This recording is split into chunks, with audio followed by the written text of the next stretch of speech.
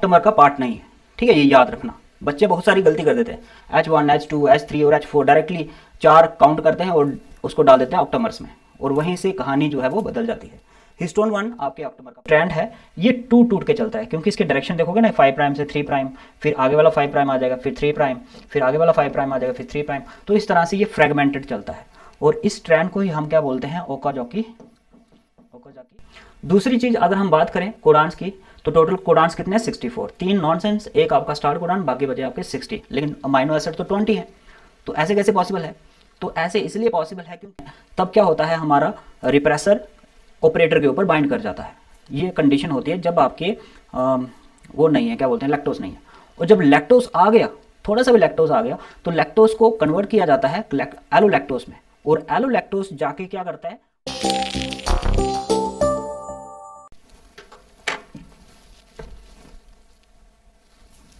Good morning, नमस्कार। आज मैं आपके लिए मॉलिक्यूलर बेसिस ऑफ इनहेरिटेंस से टॉप 30 एमसीक्यूज लेके आया हूँ, जो नीट 2026 जो आपका एग्ज़ाम है उसके लिए बहुत ही ज़्यादा इंपॉर्टेंट होंगे।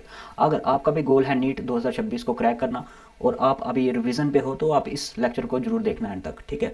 और ये सारे एमसीक्यूज जो हैं ये प्रीवियस ईयर क्वेश्चन से लिए गए हैं। टॉप 30 एमसीक्यूज हैं मॉलिक्यूलर बेसिस ऑफ इनहेरिटेंस से।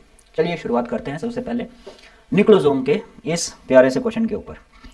ये जो क्वेश्चन है, the core of the nucleosome is made up of, जो कोर होता है निक्लोजोम का वो किससे बना होता है? तो ऑप्शन है आपके पास H1, histone 1, histone 2A, histone 2B और हिस्टोन 3। तो सबसे बेसिक चीज जो आपकी आती है, अगर हम बात करते हैं डीएनए की, तो डीएनए में सबसे पहले हमारे पास आता है निक्लोजोम। जब हम डीएनए पैकेजिंग की बात करते हैं, तो निक्लोजोम का अगर आप स्ट्रक्चर देखो, तो उसमें आपको H1 जो है वो नहीं दिखेगा, ठीक है। तो जिस जिस ऑप्शन में आपको H1 दिख रहा है, वो ऑप्शन आपका क्या हो जाएगा, गलत हो जाएगा, ठीक है। तो एलिमिनेशन करना सीखो। यहाँ पे भी H1 है, यहाँ पे भी H1 है, और यहाँ पे भी आपका H1 है। ना तो आपका ऑप्शन फर्स्ट होगा, ना ही आपका ऑप्शन थर्ड, और ना ही आपका ऑप्शन नंबर फोर्थ होगा। तो सबसे बेस्ट जो आंसर रहेगा इसका, वो क्या रहेगा आपका, histone 2A, histone 2B, histone 3 और हिस्टोन 4। आइए इसको डिटेल में समझते हैं कि निक्लोजोम का स्ट्रक्चर किस तरह से होता है।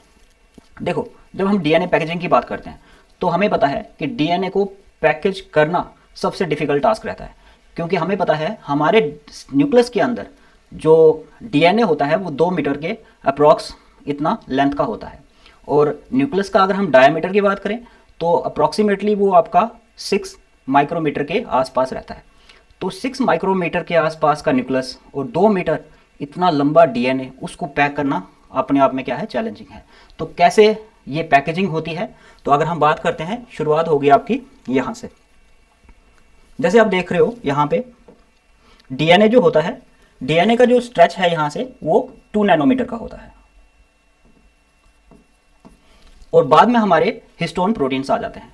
हिस्टोन प्रोटीन्स आपके 4 टाइप्स के रहते हैं, histone 1, histone 2A, histone 2B, histone 3 और हिस्टोन 4। हिस्टोन 2A से लेकर हिस्टोन 4 तक ये सारे आपके डाइमर की फॉर्म में होते हैं, यानी कि इनका नंबर 2-2 होता है, ठीक है। इन सब का नंबर क्या होगा, 2-2 होगा। तो टोटल हमारे पास हिस्टोन प्रोटीन्स जो होंगे निक्लोजोम के अंदर, उनका नंबर कितना होता है, 8 होता है, और इसीलिए उनको ऑक्टोमर्स कहते हैं।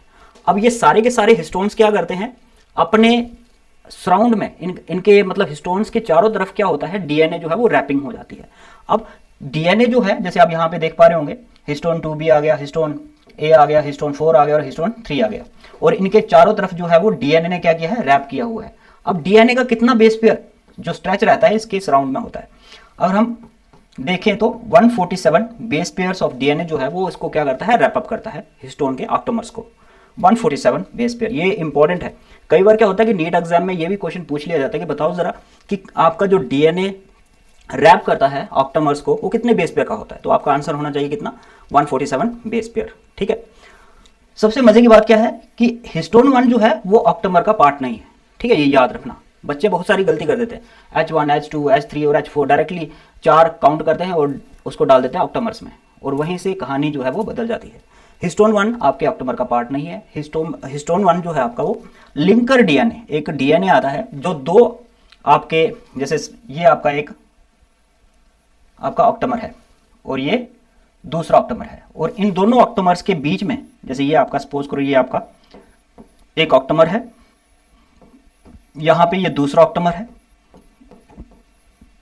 ये वाला जो डीएनए होता है इसको हम बोलते हैं लिंकर डीएनए, जो लिंक करता है दो ऑक्टोमर्स को, लिंकर डीएनए। ठीक है, लिंकर डीएनए का पार्ट होता है आपका हिस्टोन 1। ठीक है, तो लिंकर डीएनए में दो चीजें आती हैं। एक, लिंकर डीएनए खुद एक डीएनए है तो उसका बेस पेयर रहता है। तो अगर हम लिंकर डीएनए का बेस पेयर का स्ट्रेच देखें तो कितना रहता है आपका, 20 से 80 बेस पेयर के आसपास होता है।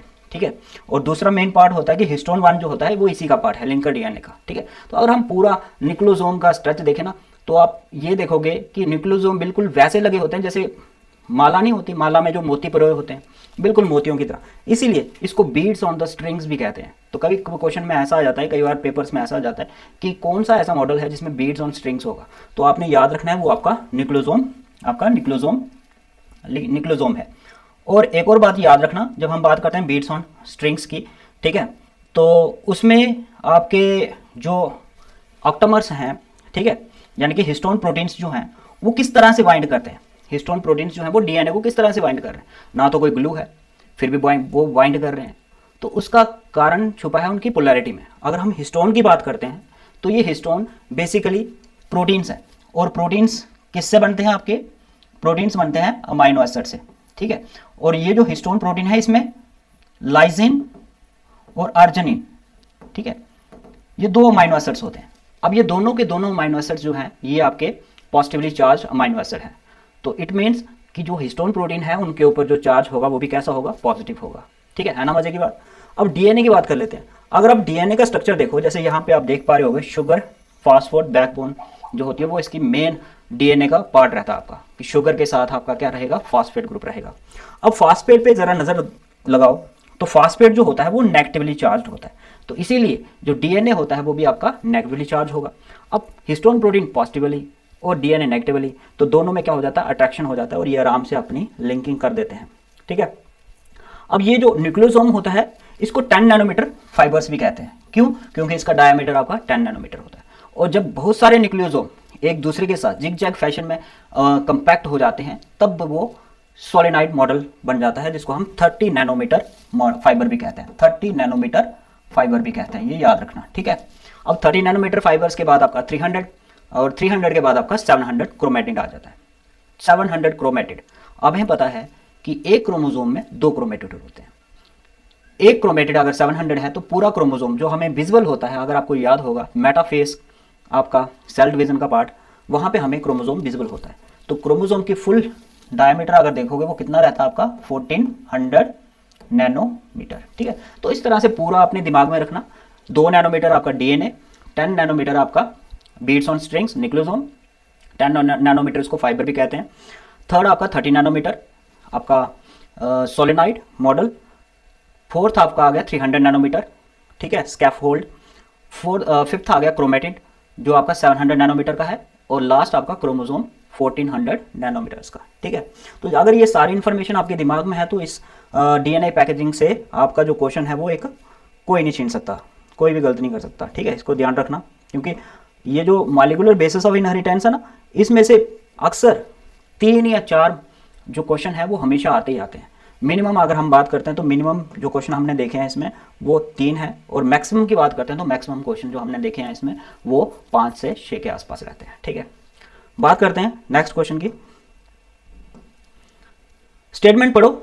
Euchromatin is loosely packed transcriptionally active, heterochromatin is a densely packed stain light. ठीक है, इसका मतलब क्या हुआ, देखो यूक्रोमेटिन क्या होता है, वो हिस्सा डीएनए पैकेजिंग का, डीएनए का जो हम लूजली पैक करते हैं, मतलब जो सेल जो है वो लूजली पैक करता है। क्यों करता है?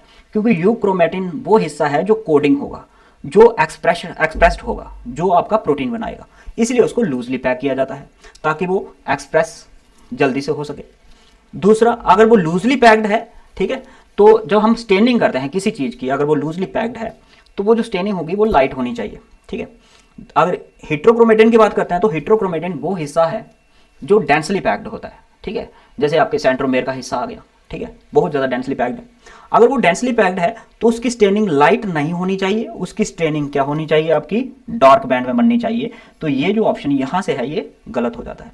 तो देखो ऑप्शन क्या है, बोथ 1 and 2 आर करेक्ट, नहीं ऐसा नहीं है, 1 is correct and second is true. तो 1 जो है आपका वो करेक्ट है और सेकंड हमारा इनकरेक्ट है। इतने तक कहानी ठीक थी, यहाँ से कहानी जो है आपकी वो थोड़ी सी गड़बड़ हो गई है।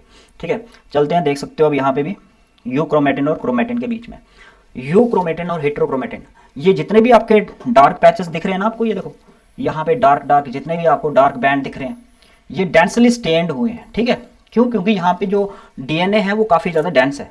जब स्टेनिंग होगी तो स्टेनिंग भी कैसी होगी, डेंस होगी, और जब स्टेनिंग डेंस होगी तो बैंड जो बनेंगे वो लाइट नहीं बनेंगे, वो कैसे बनेंगे, आपके बैंड आपके डार्क बैंड बनेंगे। ठीक है, और याद रखना कि लोकेशन की अगर हम बात करते हैं हेट्रोक्रोमेटिन और यूक्रोमेटिन में, तो हेट्रोक्रोमेटिन जो होगा आपका क्रोमोसोम का, यानी कि जब वो आपका डिकंडेंस फॉर्म में रहता है तो उस समय वो हमेशा आपके सेंटर ऑफ द न्यूक्लियस में प्रेजेंट होगा हेट्रोक्रोमेटिन, और यूक्रोमेटिन आपका पेरिफेरी में प्रेजेंट रहता है। जितने भी आप लाइट लाइट बैंड देख रहे हो ना, ये सारे के सारे क्या हैं, यूक्रोमेटिन है, यानी कि वो हिस्से जो लाइट स्टेन हुए हैं और लूजली पैक्ड हैं, जो बाद में क्या कर दिए जाएंगे, इजिली एक्सप्रेस्ड हो जाएंगे जब इनको एक्सप्रेशन में जाना होगा। ठीक है, आई बात समझ में। अब चलते हैं क्वेश्चन नंबर 3 की तरफ। ठीक है, ट्रांसक्रिप्शन यूनिट पोलैरिटी की बात करता है। ठीक है, ट्रांसक्रिप्शन यूनिट पोलैरिटी की बात करता है। अब सबसे पहले देखो ट्रांसक्रिप्शन होती क्या है। ट्रांसक्रिप्शन अगर आपको सेंट्रल डोग्मा पता होगा, डीएनए से बनता है आपका आरएनए और आरएनए से बनता है प्रोटीन। ठीक है, डीएनए से आरएनए बनना किसका पार्ट है, आपके ट्रांसक्रिप्शन का पार्ट है। और जब हम बात करते हैं डीएनए की तो उसकी पोलैरिटी आती है हमारे पास। अब पोलैरिटी क्या है वो देख लो। 5 प्राइम पे हमको मिला है क्या, ये मान लो 5 प्राइम है एंड, और ये आपका 3 प्राइम एंड है। थोड़ी सी सीक्वेंस लेंगे, बाकी आपके पास ही है A T G C A T, इतना सा सीक्वेंस रखते हैं इतने तक। ठीक है, और इसका दूसरा सीक्वेंस बना लेते हैं, क्योंकि आपको पता है जो आपका डीएनए होता है वो डबल हेलिकल स्ट्रक्चर होता है, उसमें 2 स्ट्रैंड होते हैं, डबल स्ट्रैंडेड होता है, और दोनों स्ट्रैंड्स जो होती है वो एंटी पैरेलल होते हैं। मतलब अगर एक 5 प्राइम से 3 प्राइम डायरेक्शन में है तो दूसरे की डायरेक्शन क्या होती है, उसके उल्टी होती है, 3 प्राइम से 5 प्राइम। ठीक है, तो ए जो है, अगर 4 गाउस रूल देखें हम, आपको आई होप आपको थोड़ा सा आइडिया होगा, क्योंकि आप नीट की एग्जाम प्रेपरेशन कर रहे हो तो कुछ तो आइडिया होगा। ए की जो पेयरिंग होती है, चारगाफ कहता है कि एडेनिन जो होता है वो पेयर करता है थायमिन के साथ। ठीक है, और उसमें जो हाइड्रोजन बॉन्डिंग रहती है वो उनका नंबर डबल होता है, और जो ग्वानिन है वो उसकी पेयरिंग किसके साथ की जाती है, साइटोसिन के साथ, और वहाँ पे नंबर जो रहता है हाइड्रोजन बॉन्डिंग का वो ट्रिपल रहता है। ठीक है, तो यहाँ पे अगर हम बना ले इसका ए का टी, सॉरी अलग मार्कर ले लेते हैं, ए का टी, टी का ए, जी का सी, सी का जी, ए का टी और टी का ए। सपोज कर लो ये इसके आगे टेम्पलेट स्ट्रैंड, ये वाली जो स्ट्रैंड है आपकी ये हो जाएगी आपकी टेम्पलेट स्ट्रैंड। ठीक है, और ये वाली जो स्ट्रैंड है ये आपकी कोडिंग स्ट्रैंड है, कोडिंग स्ट्रैंड। ठीक है, जब भी ट्रांसक्रिप्शन होती है याद रखना टेम्पलेट स्ट्रैंड से ट्रांसक्रिप्शन की जाएगी। ठीक है, और ट्रांसक्रिप्शन की डायरेक्शन 5 प्राइम से 3 प्राइम होगी। ठीक है, और बिल्कुल एग्जैक्ट कोडिंग स्ट्रैंड की तरह ही होगी, बस सिंपल सा लॉजिक है, सिर्फ कोडिंग स्ट्रैंड जो है उसको देखना है। फर्क इतना है कि जो आपका आरएनए बनेगा, क्योंकि आपको पता है डीएनए से आरएनए बनना वो क्या है, ट्रांसक्रिप्शन कहलाती है। अगर आरएनए बनेगा तो आरएनए में हमें पता है कि टी की जगह आपका क्या लगता है, यू लगता है, बस इतना सा करना है। कोडिंग स्ट्रैंड को देखना है, उसकी पोलैरिटी 5 प्राइम से 3 प्राइम होनी चाहिए, तो एग्जैक्ट वही उतार दो, बस जहां जहां आपको टी दिख रहा है वहां वहां यू कर दो, आपका आंसर जो है वो सही हो जाएगा। ठीक है, अगर आप बात करते हो इसकी, तो यहाँ का जो सीक्वेंस है सबसे पहले 5 प्राइम पे आरएनए का सीक्वेंस जो है 5 प्राइम एंड पे स्टार्ट होगा आपका। ए का क्या आएगा, ए ही आएगा, ऊपर वाले को देखो, सिर्फ इसको देखो। टी की जगह पे क्या आ जाएगा, यू, जी की जगह पे क्या आ जाएगा, सी, जी की जगह पे जी, कोई चेंज नहीं करना है, जैसा आपका पेरेंट है वैसा ही आपको बनाना है। ए you ji C A, T की जगह पे you ji C A you जी सी। अब ढूंढना यहाँ पे, अगर आप थर्ड ऑप्शन को देखोगे ना तो एग्जैक्टली वही है जो हमने अभी लिखा है ये। ठीक है, तो सिंपल तरीका है, कोई कंफ्यूजन नहीं है, आपको सिर्फ कोडिंग स्ट्रैंड को देखना है, टेम्पलेट स्ट्रैंड को नहीं देखना है, ठीक है। टेम्पलेट स्ट्रैंड से हालांकि बनाया जाएगा आपका आरएनए, लेकिन वो एग्जैक्टली कैसा होगा, आपके कोडिंग स्ट्रैंड जैसा होगा। तो अगर आपको क्वेश्चन ऐसा आ जाता है जिसमें आपको आरएनए का जो बेसिस हैं वो मिल जाते हैं ढूंढने के लिए, तो आप देखो कि आपको जो स्ट्रैंड मिला है कोडिंग स्ट्रैंड वो क्या है, ठीक है। और उसी कोडिंग स्ट्रैंड को आपने क्या करना है, एज सच उतार देना है। बस डिफरेंस कहाँ रहेगा आपका, जहां जहां पे टी होगा वहां वहां पे आपको क्या करना है, यू लगा देना है, बस इतना सा। तो ये जो आपका ऑप्शन नंबर 3 है ये आपका राइट ऑप्शन है इस केसेस में, ठीक है। क्लियर हुआ? ये देखो आप देख भी सकते हो यहाँ पे ट्रांसक्रिप्शन हो रही है। ये आपका 5 प्राइम से जा रहा है, ठीक है, 5 प्राइम से 3 प्राइम की तरफ। और ये आपका कौन सा स्ट्रैंड आ गया, ये आ गया आपका कोडिंग स्ट्रैंड। और ये वाला जो है 3 प्राइम से 5 प्राइम की तरफ चल रहा है, ये आपका आ गया टेम्पलेट स्ट्रैंड, ठीक है। अब देखो इसने टेम्पलेट स्ट्रैंड को ही पकड़ा है और ये एग्जैक्टली वही बेसिस लगा रहा है जो कहाँ पे होंगे, आपके कोडिंग स्ट्रैंड पे होंगे। जो बेसिस आपके कोडिंग स्ट्रैंड पे हैं वही बेसिस वो पिक कर रहा है, ठीक है। जैसे ये देखो, ये वाले ऑप्शन पे देखो, इधर यहाँ पे ये आ गया इसका कोडिंग स्ट्रैंड, ठीक है। और यहाँ पे ये इसकी जगह पे क्या लगा रहा है, यू लगा रहा है। टी की जगह पे क्या लगा रहा है, यू लगा रहा है। एज सच उतार रहा है, बस टी नहीं आएगा, जहाँ टी होगा वहाँ पे क्या आएगा, यू आएगा। अब सी है तो सी ही आएगा, जी है तो जी ही आएगा, सी है तो सी ही आएगा, ए है तो ए ही आएगा। लेकिन यहाँ जहाँ आपका टी आएगा वहाँ पे आपका यू रिप्लेस हो जाएगा। बाकी एज सच डिटो आपका क्या आ जाएगा, कोडिंग स्ट्रैंड आ जाएगा, ठीक है। अगर इस चीज़ को समझ गए हो तो बहुत बढ़िया भैया आपको। अब क्वेश्चन नंबर 4 की तरफ चलते हैं। क्वेश्चन नंबर 4 क्या कहता है कि असर्शन दिया हुआ है आपको कि 2 strands of DNA are anti parallel, कि 2 स्ट्रैंड जो होते हैं डीएनए के वो एक दूसरे के क्या होते हैं, एंटी पैरेलल होते हैं। एक होता है 5 प्राइम से 3 प्राइम और दूसरा होता है आपका 3 प्राइम से 5 प्राइम, ठीक है। बहुत बढ़िया, अभी मैंने बताया कि दोनों जो डीएनए होते हैं वो डबल स्ट्रैंडेड होते हैं और इसमें 2 स्ट्रैंड्स रहते हैं और दोनों जो स्ट्रैंड होते हैं वो एक दूसरे के एंटी पैरेलल होते हैं। रीजन बताया है कि 1 स्ट्रैंड हैज़ पोलैरिटी 5 प्राइम से 3 प्राइम पोलैरिटी होती है, बढ़िया है। Other strand has 3 prime to 5 prime polarity, बिल्कुल सही, ठीक है। तो असर्शन भी हमारा सही है और रीजन भी उसका सही है। तो both A and R are true and the R is the correct explanation of the assertion A, ठीक है। और थोड़ा सा इस कंसेप्ट पे चलो, ऐसा क्यों होता है। देखो आपको ये चीज़ समझने से पहले ये देखना होगा कि जो डबल स्ट्रैंडेड है हमारा डीएनए जो है उसका स्ट्रक्चर जो है वो हेलिकल है। और ये जो हेलिकल स्ट्रक्चर जो हमारे सामने आया इसका स्ट्रक्चर बनाया था वाटसन एंड क्रिक ने, ठीक है। और फर्स्ट टाइम एक्सरे डिफ्रैक्शन के थ्रू फोटो 51 जो रोजलिंड फ्रैंकलिन थी उन्होंने क्या किया था, एक्सरे डिफ्रैक्शन में इनका फोटो देखा था, किसका फोटो, डीएनए का। और वो कुछ इस तरह से था कि जहाँ पे आपकी 11 क्लॉक में 11 वाली आपकी हैंड होता है ना, वहाँ से 5 हैंड की तरफ ज़्यादा बैंड बने हुए थे, ठीक है। और दूसरा आपका 1 से लेकर आपके 7 की तरफ बैंड बने हुए थे। तो कुछ स्ट्रक्चर ऐसे लग रहा था कि ये क्या है, कुछ हेलिकल सा है, ठीक है। हेलिकल स्ट्रक्चर है। और बाद में इसी स्ट्रक्चर को रेप्लिकेट करा था वाटसन और क्रिक ने, बनाया था 3D मॉडल इसका। तो अगर आप अच्छे तरीके से देखो ना इस स्ट्रक्चर में, तो इस स्ट्रक्चर में 3 चीज़ें आपको देखने को मिलती हैं। एक, यहाँ पे हमारे क्या होंगे, नाइट्रोजन बेसेस होंगे, नाइट्रोजन बेसेस होंगे, ठीक है। सबसे पहली चीज़, हमारे जो नाइट्रोजन बेसेस होते हैं वो 2 टाइप के होते हैं, ठीक है। एक आते हैं हमारे पास प्यूरिन, नाइट्रोजन बेसेस हमारे जो हैं वो 2 टाइप के हैं।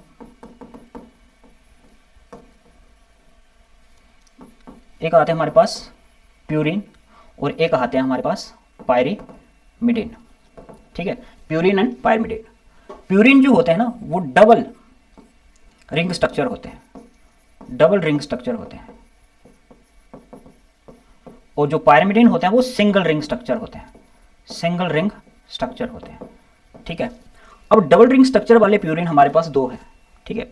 एक है हमारे पास एडेनिन और एक है हमारे पास ग्वानिन, ठीक है। और दूसरा हमारे जो पायरिमिडीन है वो हमारे पास 3 है।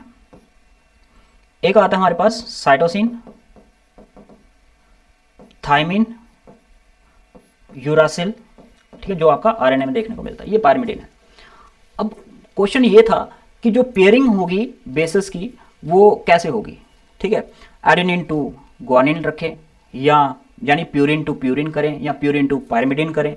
तो बहुत सारे जो क्वेश्चंस थे वहाँ पे रेज हुए, लेकिन जो स्ट्रक्चर हमारे सामने आया था वो काफ़ी स्टेबल स्ट्रक्चर था। अगर हम पेयरिंग करते हैं एडेनिन टू यानी कि पेयरिंग करते हैं purine to purine, double standard structure जो होता है उसकी पेयरिंग, जैसे यहाँ पे डबल रिंग वाला स्ट्रक्चर अगर हम बनाएं, ठीक है, ऐसे, और इसको पेयर कर दें, सपोज करो ट्रिपल बॉन्ड के साथ, किसके साथ,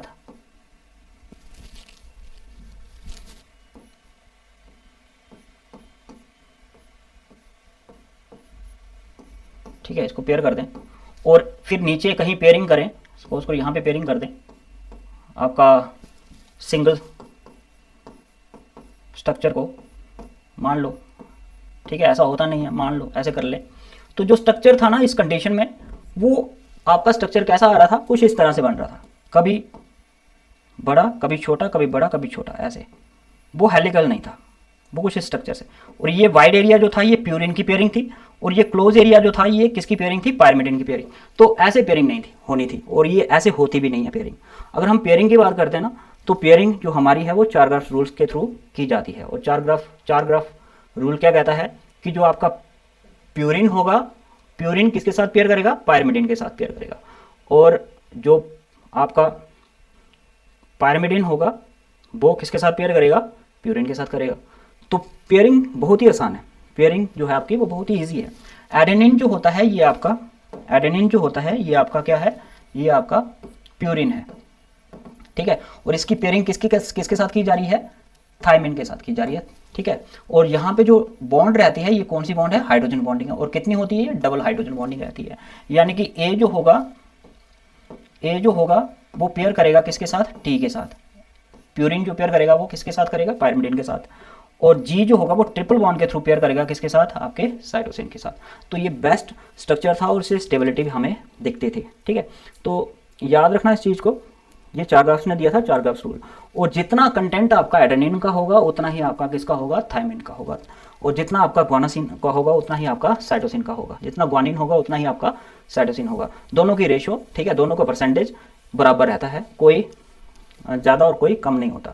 नाइट्रोजन बेस के अलावा अगर हम बात करते हैं डीएनए में, तो डीएनए में हमें देखने को मिलती है शुगर। अब ये जो शुगर रहती है ना, ये शुगर आपकी कौन सी होती है, पेंटोस शुगर। अब पेंटोस जो शुगर होती है आपकी, ये 2 टाइप की रहती है आपकी, एक आती है राइबोस और एक आती है आपकी डीऑक्सी राइबोस।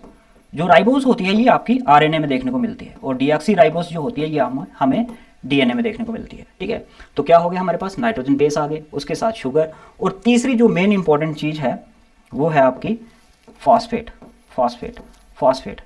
अब ये जो फॉस्फेट है इसी की वजह से, ठीक है, डीएनए के ऊपर कौन सा चार्ज आता है, नेगेटिव चार्ज आता है। क्लियर हुआ इतना सा। अब बॉन्ड की बात कर ले तो शुगर और नाइट्रोजन बेस के बीच में ये जो बॉन्ड है ये आपकी ग्लाइकोसिडिक बॉन्ड है, ठीक है, और ये जो बॉन्ड बन रही है आपकी फॉस्फेट और उसके बीच में ये फॉस्फोडाइएस्टर बॉन्ड है, ठीक है। तो जो फॉस्फेट होगा आपका, अगर हम नंबरिंग की बात कर लें तो ये 1 नंबर पे है, ये 2 पे है, ये 3 पे है, ये 4 पे है और ये 5 नंबर पे है। तो जो 5 नंबर है आपका, वहाँ पे आपका फॉस्फेट लगता है, और दूसरा आपका 3 नंबर जो है उसके ऊपर लगता है। इसलिए जो पोलैरिटी होती है वो आपकी 5 प्राइम से 3 प्राइम की तरफ चल रही होती है एक स्ट्रैंड की, और दूसरी जो होती है उसके बिल्कुल रिवर्स में होती है, ठीक है। तो आई होप आपको थोड़ा सा आइडिया पता चल गया होगा कि ऐसे क्यों होता है। अब चलते हैं नेक्स्ट क्वेश्चन की तरफ।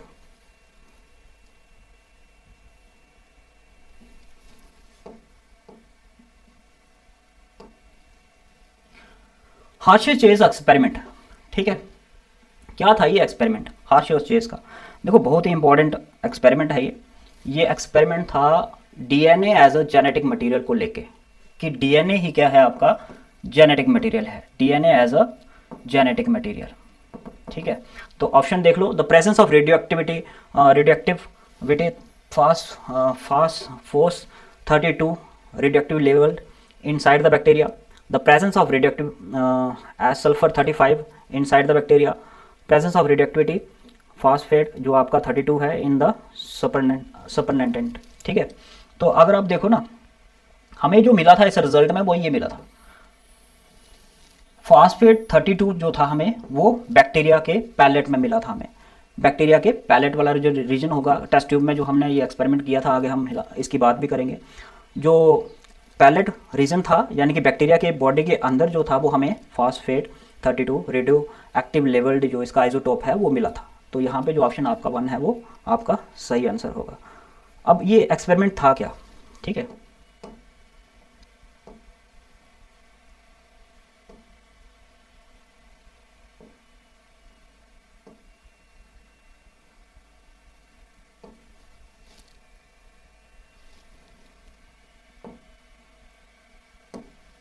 ये था पूरा आपका एक्सपेरिमेंट। ठीक है, हमें पता है जब डीएनए की डिस्कवरी हुई, मतलब तब हमें ये पता नहीं था कि कौन सी चीज़ आपकी क्या है जेनेटिक मटेरियल है, क्या प्रोटीन जेनेटिक मटेरियल है, क्या डीएनए जेनेटिक मटेरियल है। तो इसके लिए बहुत सारे जो साइंटिस्ट थे ना वो काम पे लगे हुए थे। तो उनमें से एक था आपका हार्शे एंड चेज। उन्होंने क्या किया, सबसे पहले दो चीज़ें थी, एक बैक्टीरिया लिया उन्होंने और दूसरी ली बैक्टीरियोफाज। और आपको पता बैक्टीरियोफाज क्या होती है, जो बैक्टीरिया को अपना शिकार बनाती है। ठीक है, बैक्टीरिया के ऊपर अपना जो डीएनए है वो इंजेक्ट करती है और वो जो डीएनए है वो बैक्टीरिया में छोड़ देती है, बस इतना सा काम करती है। ये तो हमें अभी पता है, लेकिन तब जो डिस्कवरी हो रही थी ना उस टाइम पे उन्होंने क्या किया, बैक्टीरियोफाज को पिक किया, एक चीज़ आ गई बैक्टीरियोफाज, और दूसरी एक लिया उन्होंने बैक्टीरियोफाज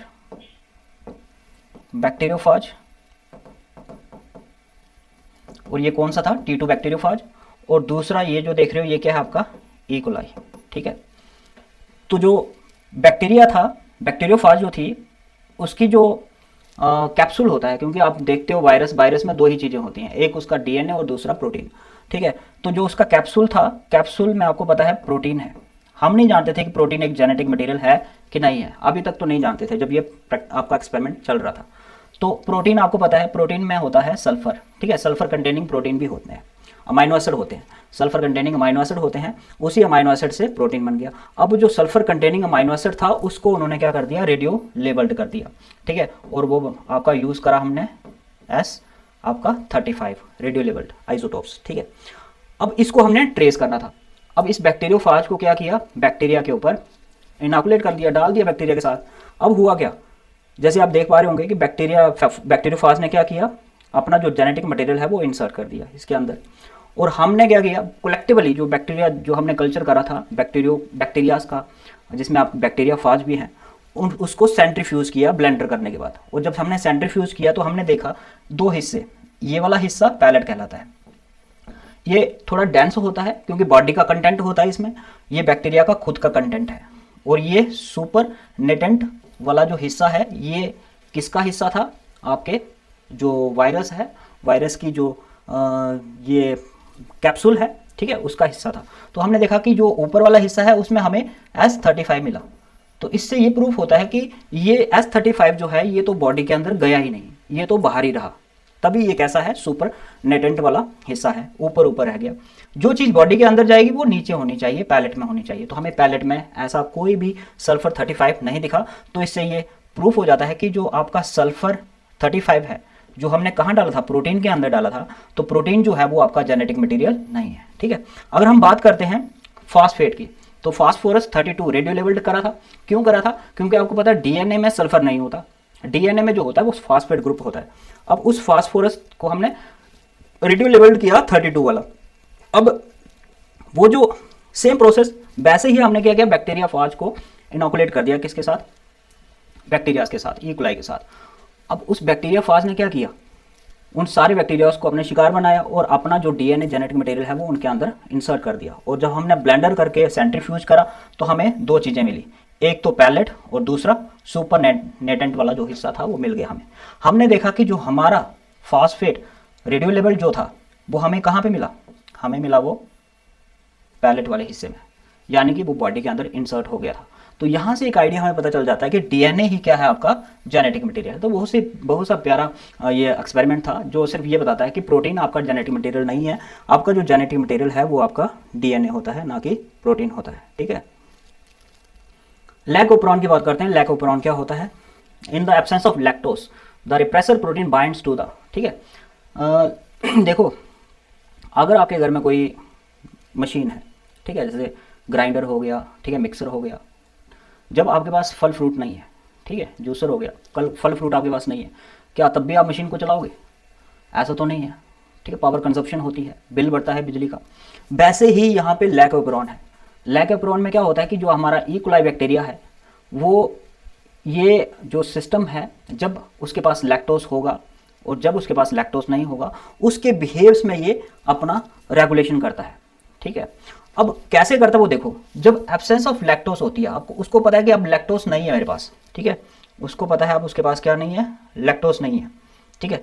लैक्टोज नहीं है तो जीन को रेगुलेट करना बहुत जरूरी है, क्योंकि एक्सप्रेस नहीं होना चाहिए, ठीक है, ट्रांसक्रिप्शन जो है वो नहीं होनी चाहिए। आगे हम देखेंगे लैकोपेरोन में आपके यहाँ पे वो रहते हैं, क्या बोलते हैं इसको, पहले इसको देख लो, ठीक है। In the absence of lactose, lactose नहीं है तो रिप्रेसर जो प्रोटीन है वो कहाँ पे जाके बाइंड करता है? देखो बच्चे गलती कर देते हैं, सीधा लिख देते हैं आपके, कहाँ पे बाइंड करता है? प्रमोटर पे बाइंड करता है। लेकिन यहाँ से आपका क्वेश्चन जो है वो गलत हो जाता है। प्रमोटर पे नहीं बाइंड करता, वो हमेशा आपका ऑपरेटर पे बाइंड करता है। प्रमोटर पहले आता है, ऑपरेटर उसके बाद में आता है, ठीक है। प्रमोटर पे आपका जो बाइंड करता है वो पॉलीमरेज करता है, ठीक है। ट्रांसक्रिप्शन के लिए जो आरएनए पॉलीमरेज है वो बाइंड करेगा आपका प्रमोटर पे, और जो रिप्रेसर होगा, रिप्रेसर बाइंड करेगा आपका, ठीक, कहाँ पे? ऑपरेटर पे, ठीक है। इसको थोड़ा डिटेल में देख लेते हैं। देखो ये आ गया आपके दो केसेस। एक, जब आपके पास क्या है, जब आपके पास एब्सेंस ऑफ लैक्टोज होता है, लैक्टोज नहीं है। जब आपके पास लैक्टोज नहीं है तो मशीन का बंद होना जरूरी है, ठीक है। फालतू में इनको एक्सप्रेस करने की कोई ज़रूरत नहीं है। तो उस कंडीशन में क्या होता है कि जो आपका ऑपरेटर साइड होती है, ये वाली जो साइड है ऑपरेटर वाली, ठीक है, ये ऑपरेटर वाली साइड जो है ये रिप्रेसर के द्वारा लॉक की जाती है, ठीक है, लॉक की जाती है। क्यों? क्योंकि जब ये लॉक रहेगी, यहाँ पे जो आरएनए पॉलीमरेज होगा हमारा, ठीक है, आरएनए पॉलीमरेज वो बाइंड तो करेगा लेकिन आगे जा नहीं पाएगा, ठीक है। क्यों नहीं जा पाएगा? क्योंकि आगे आपका क्या है, रिप्रेसर लगा हुआ है, रिप्रेसर उसको जाने नहीं देगा, ठीक है। आई बात समझ में? ठीक है, ये चीज़ रखना। तो ये उस कंडीशन में जो स्ट्रक्चरल जीन होते हैं ये ट्रांसक्राइब नहीं होते एब्सेंस में। अब प्रेजेंट की बात कर लेते हैं। जब आपका लैक्टोज प्रेजेंट है उस कंडीशन में वो एलोलैक्टोज बनाता है, ठीक है। और एलोलैक्टोज जैसे बनेगा वो काम करता है इंड्यूसर का, जिसकी वजह से क्या होता है, वो जो आपका इंड्यूसर है वो जाके लग जाता है रिप्रेसर के साथ, और जैसे रिप्रेसर के साथ लगेगा तो रिप्रेसर की जो शेप है ना वो चेंज हो जाएगी। जब वो शेप चेंज हो जाएगी तो वो ऑपरेटर पे जिस तरह से पहले था वो उस तरह से ऑपरेटर पे बैठ नहीं पाएगा, और जब वो ऑपरेटर पे बैठ नहीं पाएगा तो आरएनए पॉलीमरेज जो है वो अपना काम करना शुरू कर देगा। और जैसे वो अपना काम करेगा तो करता क्या है, वो बेसिकली वो आपके जो 3 जीन हैं इनको एक्सप्रेस करता है, लैक जेड, लैक वाई और लैक ए को, ठीक है। और उससे जो रिजल्ट आता है वो फर्दर क्या होता है कि लैक्टोज जो है वो आता रहे लगातार, ठीक है, और तोड़ने का, लैक्टोज को तोड़ के ग्लूकोज बनाने का काम करता है, और तीसरा डिटॉक्सिफिकेशन का काम करता है, ठीक है। तो ये याद रखना, बहुत ही इंपॉर्टेंट क्वेश्चन है। अच्छा प्यारा सा क्वेश्चन है ये। इसमें इसके रिलेटेड बहुत सारे क्वेश्चन जो हैं वो नीट में पूछे जा सकते हैं, ठीक है।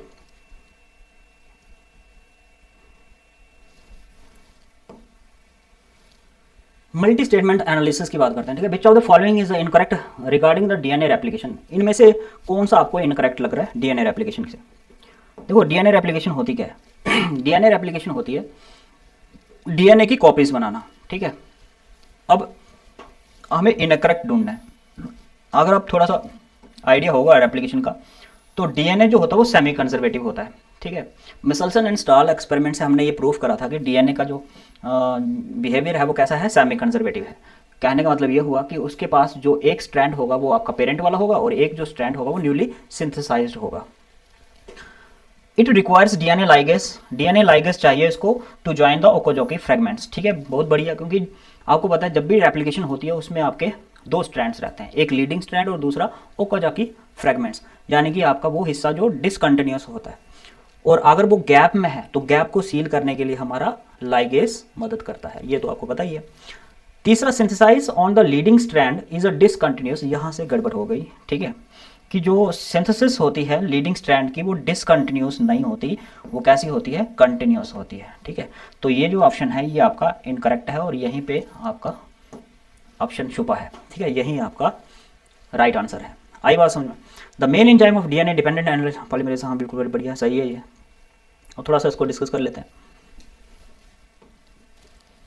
देखो ये आपके पास आ गया, अगर हम बात करते हैं डीएनए रेप्लिकेशन की, और डीएनए रेप्लिकेशन का मेन काम क्या होता है, कॉपीज बनाना, ठीक है, एक और डीएनए की कॉपी बनाना। और ये तभी पॉसिबल होता है जब वो क्या कर रहा हो, एक सेल से दो सेल में डिवाइड कर रहा हो, ठीक है, ये भी चीज़ याद रखना। अब इसमें आपको एक चीज़ याद रखनी है कि जब भी हम डीएनए को देखते हैं ना, तो उसकी डायरेक्शन क्या रहती है, पॉलीमरेज की जो डायरेक्शन रहेगी वो हमेशा आपकी रहेगी 5 प्राइम से 3 प्राइम, 5 प्राइम से 3 प्राइम डायरेक्शन। इसी डायरेक्शन में जो है वो न्यूली सिंथेसाइज करता है आपका डीएनए पॉलीमरेज, ठीक है। डीएनए पॉलीमरेज थर्ड लगेगा यहाँ पे, और वो सिंथेसाइज करता जाएगा कहाँ से, 5 प्राइम से 3 प्राइम की डायरेक्शन में, ऐसे सिंथेसाइज करता रहेगा, ठीक है। इसी कारण एक जो स्ट्रैंड होगा, ये वाला जो ऊपर वाला स्ट्रैंड देख रहे हो आप, ये आपका कैसा स्ट्रैंड बन जाता है, कंटिन्यूअस स्ट्रैंड बन जाता है लगातार। और दूसरा जो स्ट्रैंड है ये टूट टूट के चलता है, क्योंकि इसकी डायरेक्शन देखोगे ना, 5 प्राइम से 3 प्राइम, फिर आगे वाला 5 प्राइम आ जाएगा, फिर 3 प्राइम, फिर आगे वाला 5 प्राइम आ जाएगा, फिर 3 प्राइम। तो इस तरह से ये फ्रेगमेंटेड चलता है। और इस स्ट्रैंड को ही हम क्या बोलते हैं, ओकाजाकी फ्रेगमेंट्स, ओकाजाकी फ्रेगमेंट्स कहते हैं, ठीक है। और इसको ही जो गैप है ना बने हुए, इनको सील करने के लिए ही हम डीएनए जो लाइगेज है उसका यूज़ करते हैं यहाँ पे। एक और मजे की बात देखो, डीएनए जो होता है वो डबल स्ट्रैंडेड होता है, हेलिकल स्ट्रक्चर का होता है, और जिप्ड होता है पूरा का पूरा।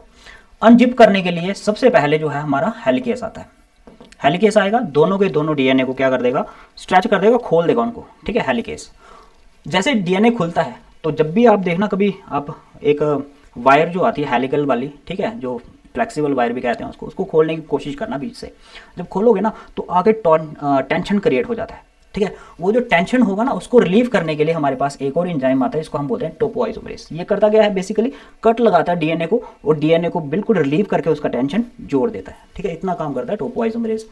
अब वापिस जो खुला हुआ हिस्सा है आपका डीएनए का, वो पीछे जैसे आगे आगे हेलिकेस जा रहा है, वो पीछे से वापिस क्या ना हो जाए, जुड़ ना जाए, इसके लिए हमारे पास होते हैं एसएसबीज, single stranded binding proteins.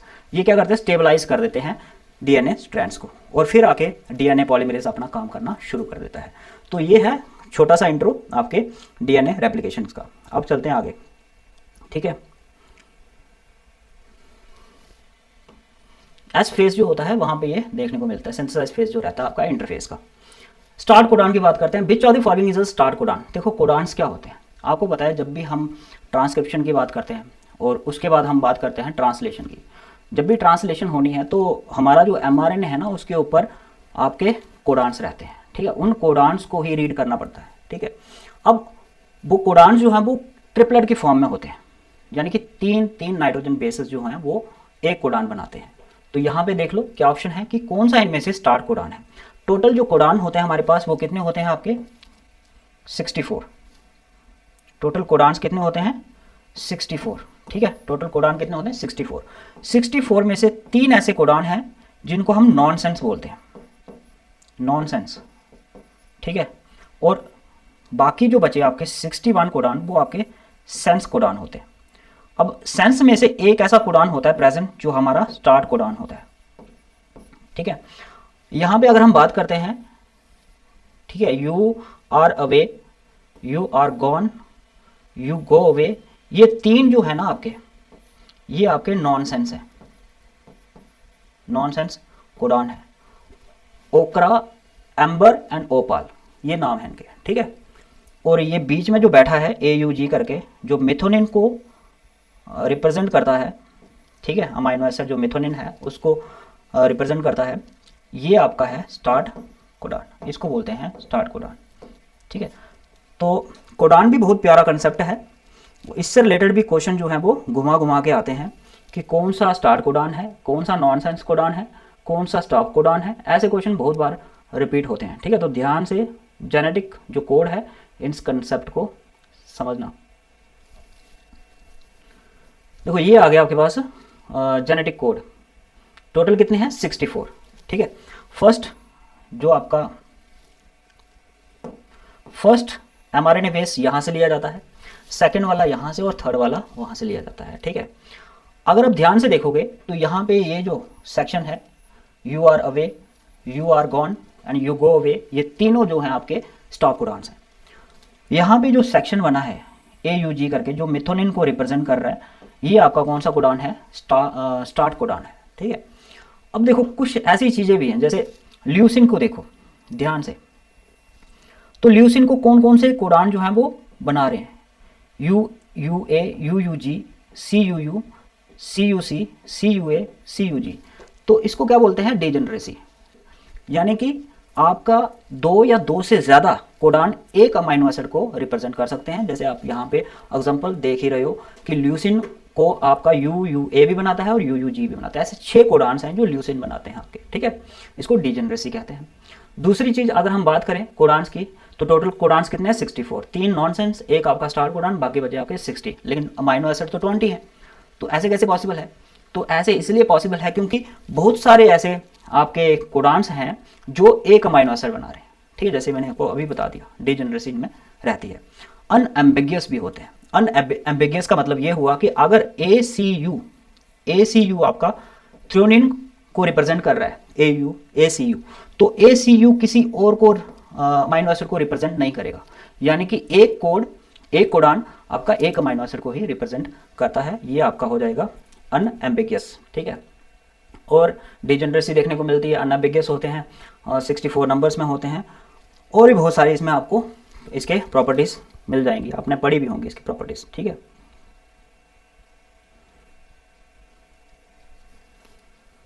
Next देखो, मैच द फॉलोइंग, आपको मैच करना है।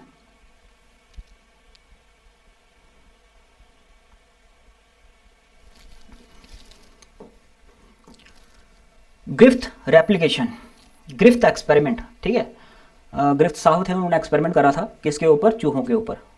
चूहों को निमोनोकोकस का इंजेक्शन दे दे के बेचारों की हालत पतली कर दी थी, ठीक है। तो ये किस कंसेप्ट के ऊपर काम कर रहे थे? ट्रांसफॉर्मेशन के ऊपर काम कर रहे थे। दूसरे आगे हमारे हार्शेज और चेस। और अभी मैंने जैसे अभी बताया आपको पीछे कि हार्शेज और जो चेस थे, इन्होंने DNA as a genetic material के ऊपर काम किया है। तो ये जो है आपका फोर्थ वाला कि proof DNA as a genetic material, ये था, ठीक है। और बात करते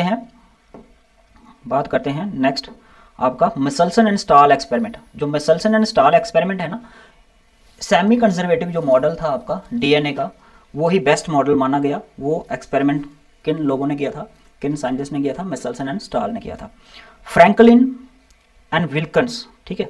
एक्सरे डिफ्रैक्शन जो है, एक्सरे डिफ्रैक्शन, ये फ्रैंकलिन और विल्कन्स ने डिस्कवर किया था, एक्सरे डिफ्रैक्शन, ठीक है।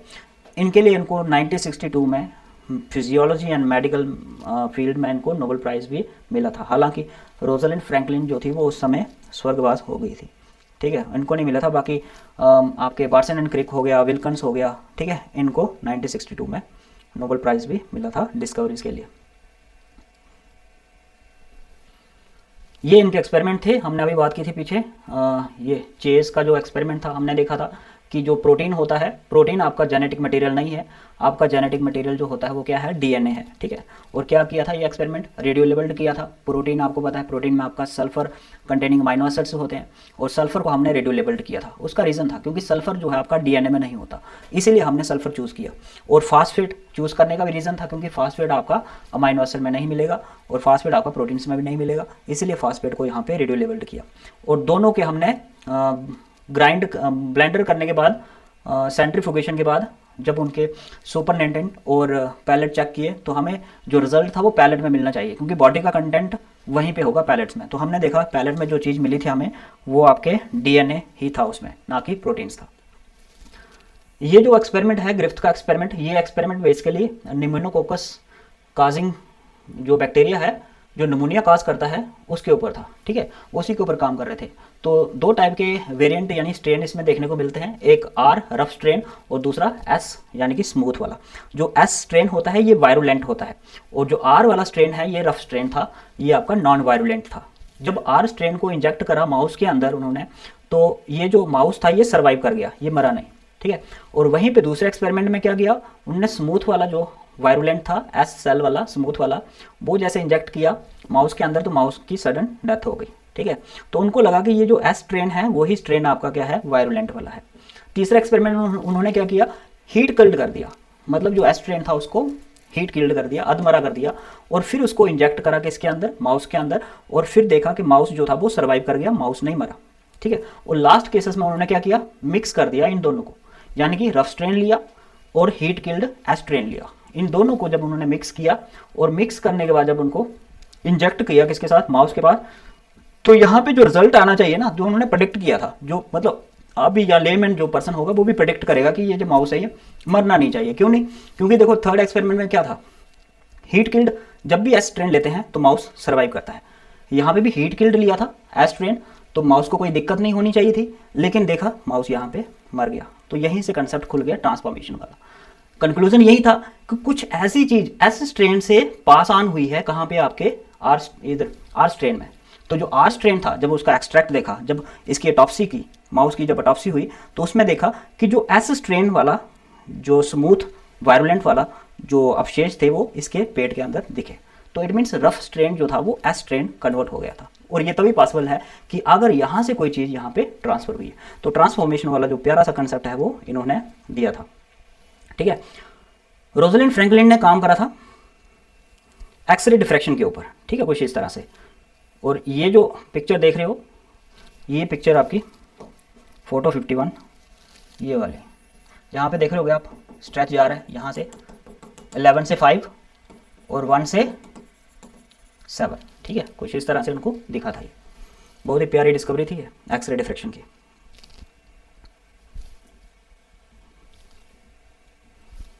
नेक्स्ट क्वेश्चन की तरफ चलते हैं।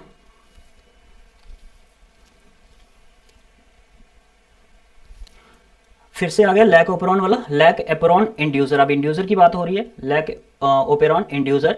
विच of the following act as a inducer for lac operon. Lac operon के लिए जो इंड्यूसर एक्ट करेगा वो कौन है इनमें से? देखो बच्चे गलती कर देते हैं ग्लूकोज में।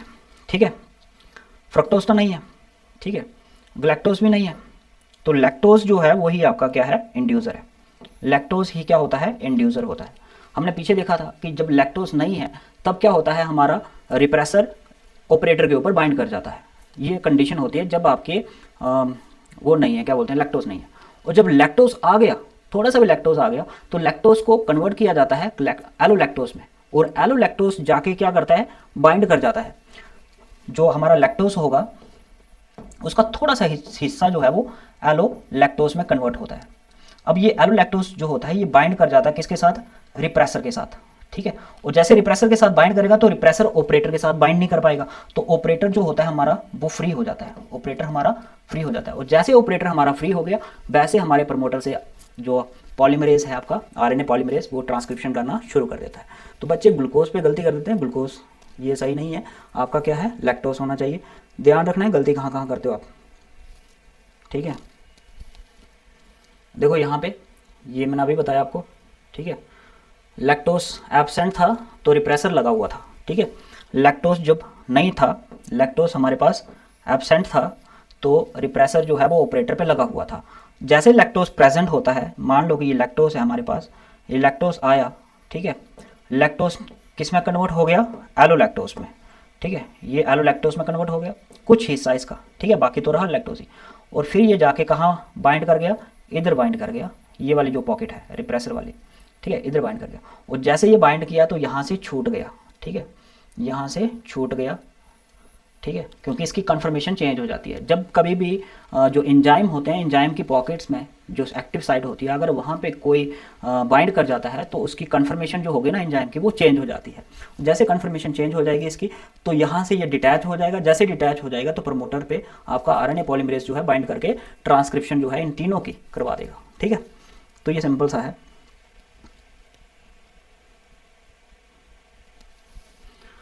नेक्स्ट क्वेश्चन देखो क्या बोलते हैं कि पोस्ट ट्रांसक्रिप्शन मॉडिफिकेशन से क्वेश्चन है ये। ट्रांसक्रिप्शन तो आपको पता ही है, डीएनए से क्या बनना, आरएनए बनना, वो ट्रांसक्रिप्शन कहती है। पोस्ट ट्रांसक्रिप्शनल मॉडिफिकेशन ये कहाँ पे देखी जाती है आपके, ये देखी जाती है न्यूक्लियस के अंदर। ठीक है, कैपिंग ऑफ हेटेरोन्यूक्लियस आरएनए, वो न्यूक्लियस जो अभी मॉडिफाइड नहीं हुआ है उसको हेटेरोन्यूक्लियस आरएनए कहते हैं। आपको पता है न्यूक्लियस के अंदर ही डीएनए होता है, और डीएनए से ही क्या बनता है, आरएनए बनता है। ठीक है, अब इस आरएनए में प्रोसेसिंग होना अभी बाकी है, यानी कि इस आरएनए में तीन चीज़ें होंगी अभी जो आप करोगे।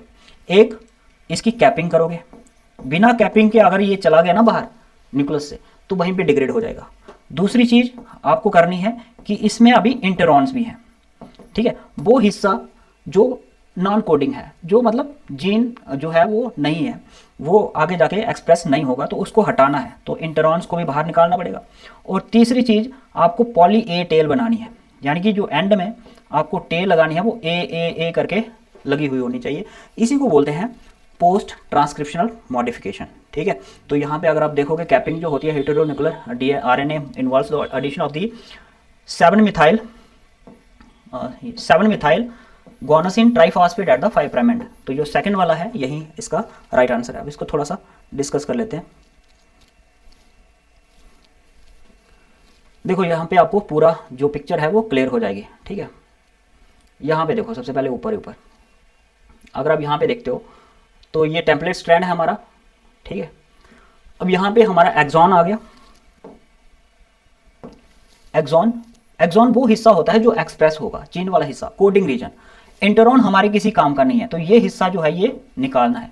ये हिस्सा भी हमें चाहिए, ये वाला जो इंटरॉन वाला हिस्सा ये भी हमें क्या करना है, स्प्लाइस आउट करना है, स्प्लाइसोसोम से आगे हम देखेंगे। और ये वाला हिस्सा भी हमें चाहिए। तो यहाँ पे 3 जीन्स हैं, एक्सॉन 1, एक्सॉन 2 और एक्सॉन 3, ये 3 जीन्स हैं, ठीक है। तो ये हमें क्या करने पड़ेगी, मॉडिफिकेशन करनी पड़ेगी इसकी। इसके आगे देखो 5 प्राइम कैपिंग नहीं लगी है, तो हमें क्या करना पड़ेगा, 7 मिथाइल गुआनोसिन की कैप लगानी पड़ेगी। और इसकी टेल जो है उस पर भी बहुत सारे आपको क्या करने पड़ेंगे, ए करके सीक्वेंस लगाने पड़ेगी, ऐसे सीक्वेंस जो आप देख रहे हो, तभी जाके इसकी मॉडिफिकेशन जो है वो कंप्लीट होगी। तो यहाँ से आपने जो देखा उसको थोड़ा इसके साथ रिलेट करो। यहाँ पे आपको पिक्चर सही क्लियर दिख रही होगी। एक्सॉन 1 आ गया, एक्सॉन 2 आ गया, एक्सॉन 3 आ गया, कोई इंटरॉन नहीं है, जैसा हमने बोला था, इसकी मॉडिफाइड हो गया ये। यहाँ पे देखोगे तो 5 प्राइम एंड पे कैपिंग भी लग गई है, ठीक है। और इसके 3 प्राइम एंड पे आपका पॉली ए टेल भी है। तो इसको बोलते हैं मैच्योर एमआरएनए, ठीक है। मॉडिफिकेशन के बाद जो एमआरएनए होता है हमारा, मैसेंजर आरएनए जो होता है हमारा, वो मैच्योर तभी होगा जब पूरी तरह से हम उसको मॉडिफाइड कर देंगे, ठीक है। उससे पहले जो हमारा आरएनए होगा वो कैसा होगा, हेटेरोन्यूक्लियर आरएनए होगा, ठीक है। अगर वो ऐसा ही चला जाए आरएनए, ठीक है, बाहर, तो याद रखना वो क्या हो जाता है, डिग्रेड हो जाता है, वो किसी काम का नहीं रहता, ठीक है, वो खाली ऐसे ही है। तो मॉडिफिकेशन करना बहुत ज़रूरी है। डीएनए रेप्लिकेशन एंजाइम से एक और क्वेश्चन 2019 में पूछा गया था, ये देख लो क्या है।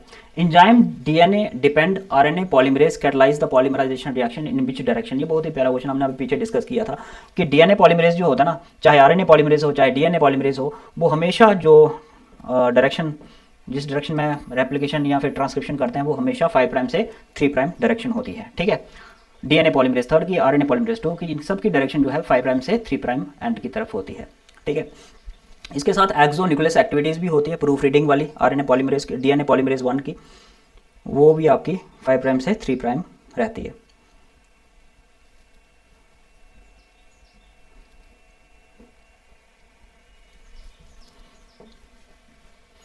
ये हमने पहले डिस्कस किया था, ठीक है।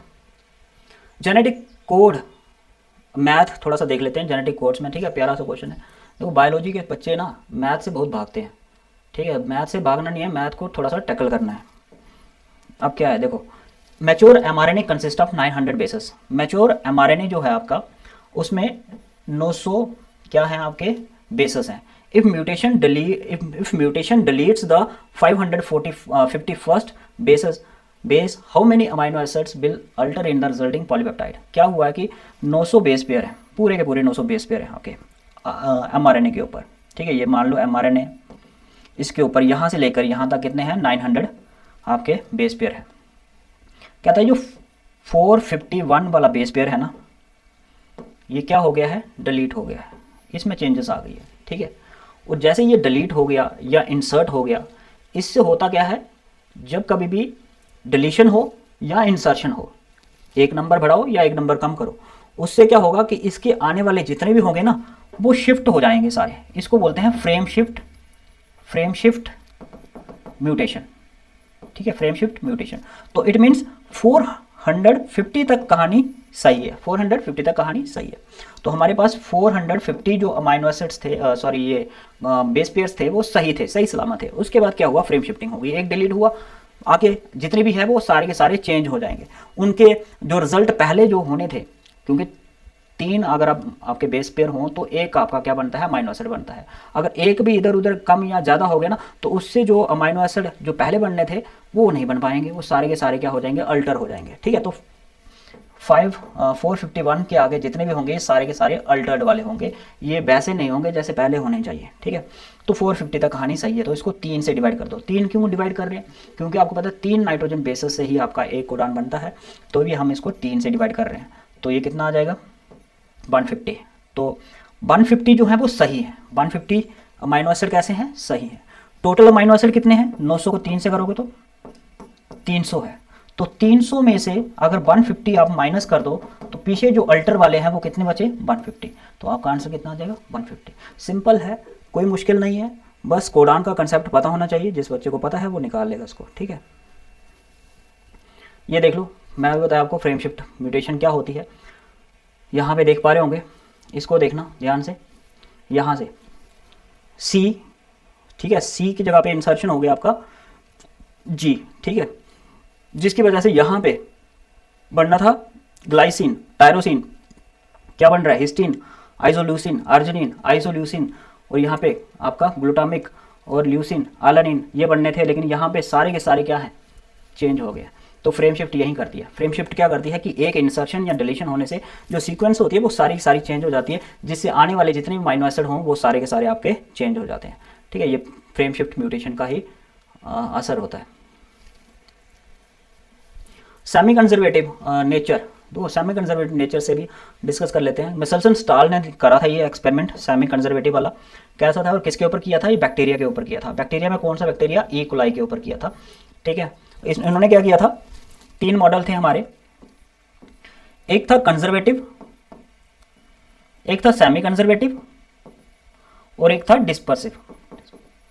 ठीक है, एक था कंजर्वेटिव, एक था सेमी कंजर्वेटिव, एक था डिस्पर्सिव। कंजर्वेटिव क्या बोलता था कि अगर ये पेरेंट है, डीएनए है, तो जो आगे वाला डीएनए आएगा हमारे पास उसमें एक पेरेंट वाला होगा और एक बिल्कुल नया वाला होगा, ये बोलता था कंजर्वेटिव। ठीक है, सेमी कंजर्वेटिव क्या कहता है, सेमी कंजर्वेटिव कहता है कि अगर पेरेंट डीएनए है, पेरेंट डीएनए है, मान लो ये पेरेंट डीएनए है, ठीक है, नेक्स्ट जनरेशन में कहता है पेरेंट डीएनए का एक यहाँ पे एक यहाँ पे जाएगा और हाफ हाफ जाएगा और हाफ हाफ ये क्या करेंगे, न्यूली सिंथेसाइज करेंगे। ये इस तरह से चलता है। ये कहता है सेमी कंजर्वेटिव मॉडल, ये कहता है कंजर्वेटिव मॉडल। और डिस्पर्सिव वाला क्या बोलता है, डिस्पर्सिव बोलता है कि अगर पेरेंट डीएनए है उसमें कुछ हिस्सा जो होगा वो आपका न्यू होगा और कुछ हिस्सा जो होगा वो कैसा होगा, आपका पुराने वाले का होगा, यानी कि खिचड़ी पका रहा है। डिस्पर्सिव कैसा है, खिचड़ी जैसा। तो कौन सा सही था, ये वाला जो सेमी कंजर्वेटिव मिचेल्सन स्टाल एक्सपेरिमेंट जो उन्होंने करा था उसमें आपका सेमी कंजर्वेटिव मॉडल ही बेस्ट माना गया है। ठीक है, अब ये मिचेल्सन स्टाल एक्सपेरिमेंट क्या है ये आपने पढ़ा होगा।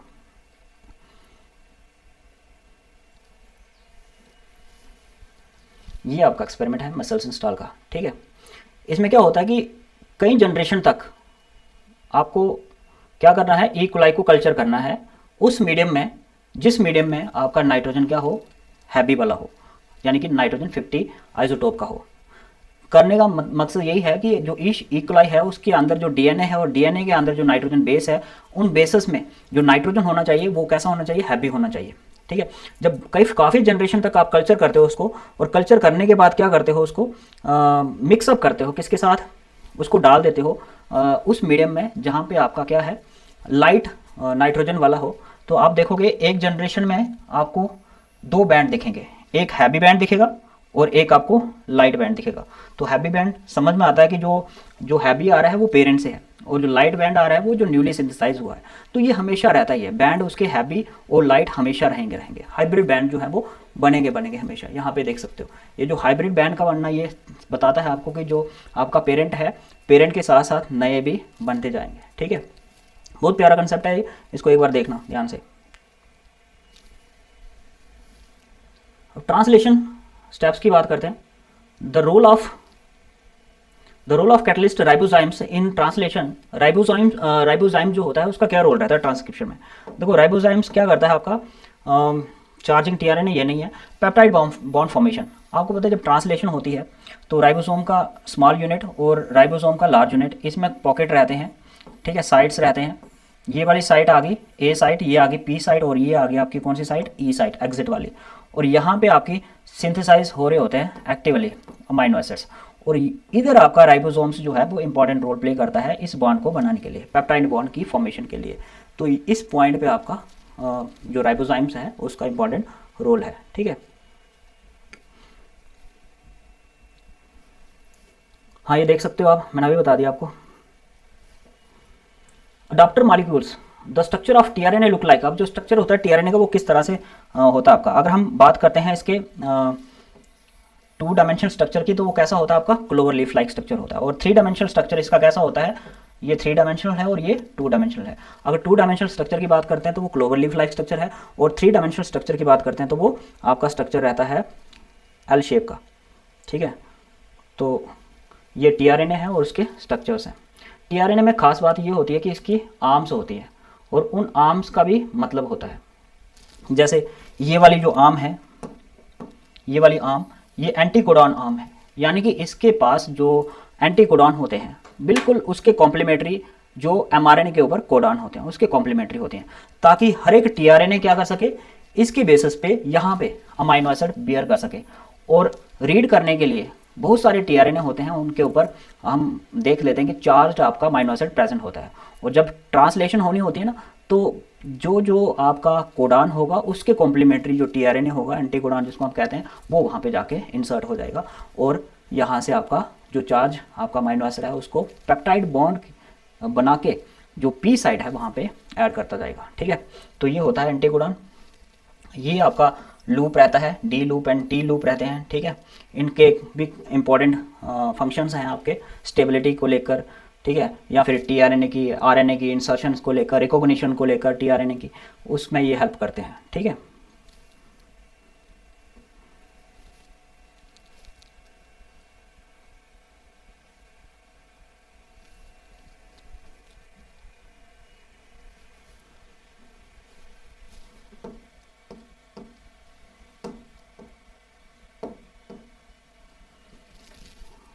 Human genome project, human genome जो प्रोजेक्ट है ये 1990 में स्टार्ट हुआ था और 2003 में ये कंप्लीट हो गया, ठीक है। और ह्यूमन जीनोम प्रोजेक्ट में कितने जीन्स को की स्टडी करी, 20,000 से 25,000 जीन्स की, ठीक है। और ये भी सही है, 3 बिलियन केमिकल बेसिस के डिटरमाइन कर चुके हम सीक्वेंसेस में। Develop the restriction enzyme to manipulate the genome, ये वाला जो ऑप्शन है ये सही नहीं है, ये भी ऑप्शन आपका सही है, ठीक है। तो यहाँ पे जो सी ऑप्शन है वो आपका गलत हो जाता है। इसका ये काम नहीं होता कि हम क्या कर सकें, रिस्ट्रिक्शन एंजाइम की मदद से मैनिपुलेट कर सकें डीएनए को। अब देखो फिंगर प्रिंटिंग का केस आता है। फिंगर प्रिंटिंग में आपको पता है किस तरह से काम होता है, वेरिएबल आपके जो रहते हैं नंबर्स में टेंडम रिपीट्स रहते हैं।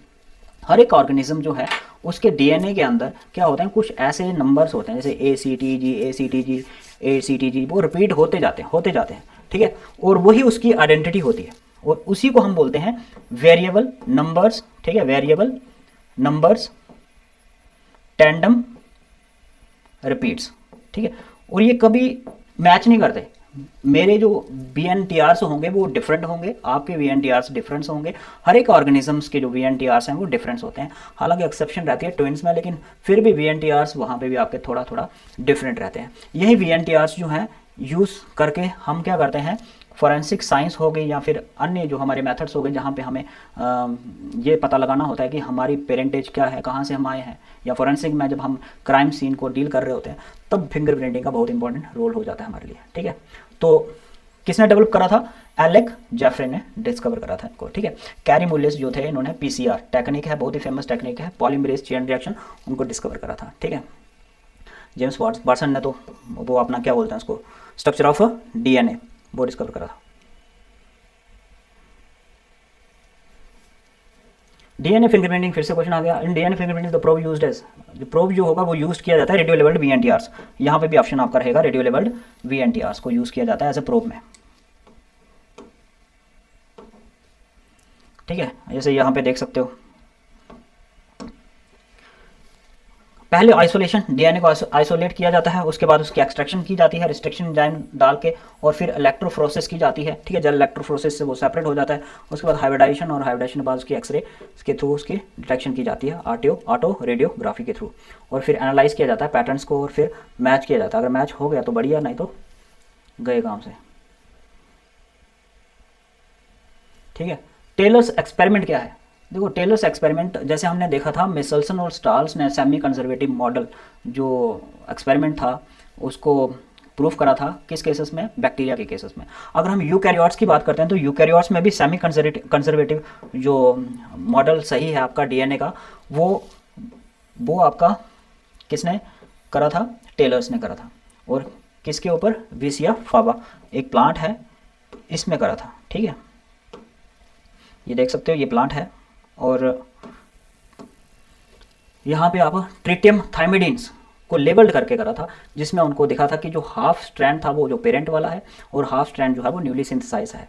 ठीक है, तो इस तरह से हम आइडिया लगा सकते हैं कि जो मॉडल था आपका, रेप्लिकेशन का जो तरीका है वो कैसा होता है? सेमी कंजर्वेटिव होता है। ठीक है, हाइब्रिड आपका बैंड इसमें भी बनता है। ये प्लांट है वो फाबिया, बेसिया फाबा।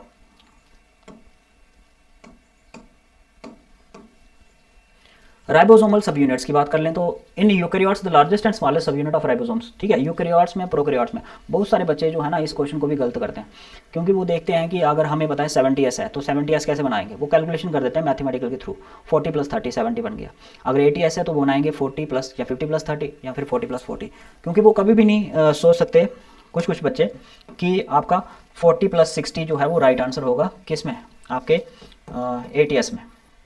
और 50 + 30 जो होगा वो राइट आंसर होगा आपका किस में? 70s राइबोसोम्स में, क्योंकि दो ही टाइप के राइबोसोम्स होते हैं। 40 + 60 वो सोचते हैं कि आपका क्या बन रहा है? 100 बन रहा है, जो कि गलत हो जाता है। और 50 + 30 वो सोचते हैं कि 80 बन रहा है, वो भी सोचते हैं गलत हो जाता है। लेकिन एक्चुअल में यही इसके क्या है? राइट आंसर्स हैं। ठीक है, तो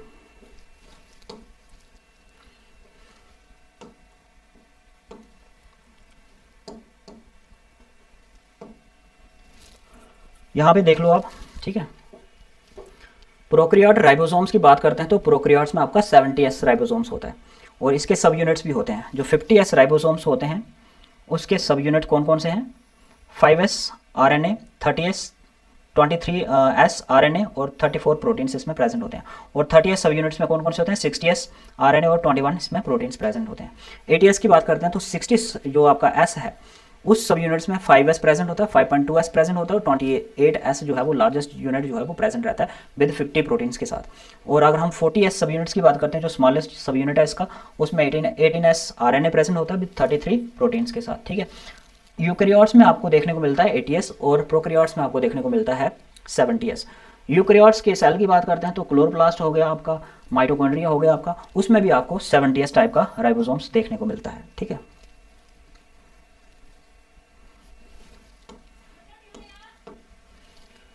अगर हम बात करते हैं आरएनए पॉलीमरेज की, तो in eukaryotes which RNA polymerase synthesise the HNRNA।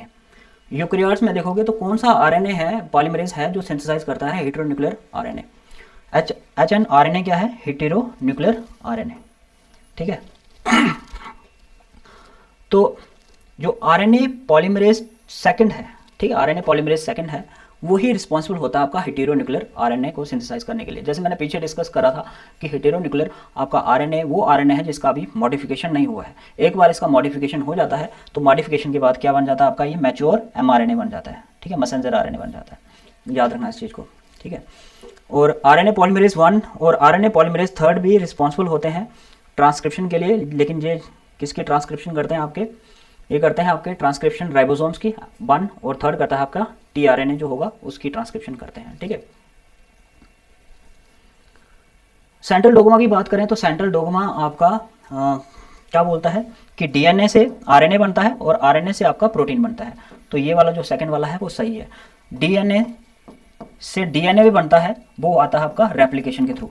ठीक है, और डीएनए से आरएनए बनता है, वो आता है आपका ट्रांसक्रिप्शन के थ्रू।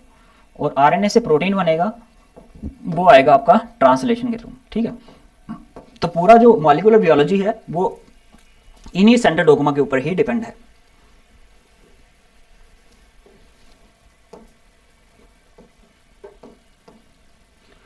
जेनेटिक कोड का क्वेश्चन एक और आ गया। One codon codes for only one amino acids, this property of genetic code is termed as. एक कोडान सिर्फ एक ही अमाइनो एसिड को कोड करे, वो प्रॉपर्टी होती है अनएम्बिगियस एंड स्पेसिफिक। ठीक है, इस प्रॉपर्टी को क्या बोलते हैं? अनएम्बिगियस और स्पेसिफिक। ठीक है, और डीजनरेट मैंने बताया था, जिसमें क्या होता है कि बहुत सारे कोडान एक ही अमाइनो एसिड को कोड करते हैं। कामालेस, आप इसको कामा के थ्रू नहीं रिप्रेजेंट कर सकते, ये हमेशा कैसा रहेगा? कामालेस रहेगा। ठीक है, और यूनिवर्सल भी। यूनिवर्सल का मतलब कि अगर आपका AUG, ठीक है, AUG स्टार्ट कोडान है, तो ऐसा नहीं है कि किसी और में, बैक्टीरिया में या फिर वायरस में, सॉरी वायरस नहीं, एनिमल्स में, ठीक है, हाथी में या फिर किसी और में, ऑर्गेनिज्म में, वो चेंज हो जाएगा।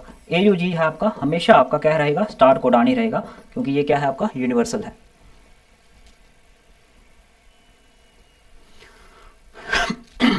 Polynucleotide chain, the backbone of the polynucleotide chain is formed due.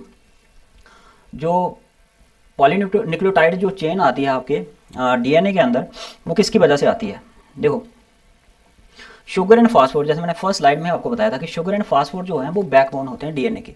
तो शुगर एंड फास्फेट जो है वही आपकी पॉलीन्यूक्लियोटाइड चेन जो है वो रिप्रेजेंट करते हैं। ठीक है, शुगर फास्फेट बैकबोन।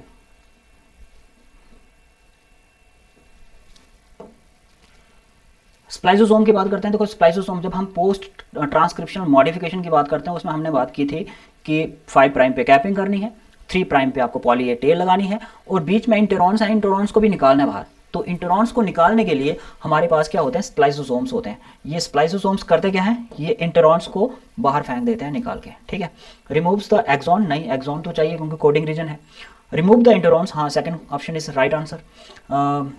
इंटरॉन्स को निकालेंगे और एक्सॉन को क्या कर देंगे? जोड़ देंगे, ताकि वो आगे जाके क्या हो सके? एक्सप्रेस हो सके, जिससे प्रोटीन आपका बन सके। ठीक है, तो ये देख लो, यहाँ पे आपको क्लियर दिख जाएगा। एक्सॉन 1 है, एक्सॉन 2 है। ये बीच वाला हिस्सा कैसा है? इंटेरॉन का है। क्या करते हैं? इंटेरॉन को बिल्कुल स्प्लाइस किया जाएगा, और स्प्लाइस करके इसको बाहर फेंक दिया जाएगा, और यहाँ पे इन दोनों को क्या कर दिया जाएगा? लाइगेज के थ्रू जोड़ दिया जाएगा। ठीक है, इस चीज़ को बोलते हैं आपके processed mRNA। Mutation types, mutation क्या होती है? सडन चेंज होना DNA के अंदर। ठीक है, उड़ जाना किसका? कोई एक आधा बेस पेयर उड़ गया, कोई एक आधा बेस पेयर इंसर्ट हो गया। ठीक है, और मिस सेंस हो गई, मतलब कि कुछ ऐसी चेंजेस आई कि आपका नॉन सेंस हो गया, स्टॉप ही हो गई चीज़। तो बहुत सारी टाइप की आपकी म्यूटेशन जो है ना, वो हमें मिलती है।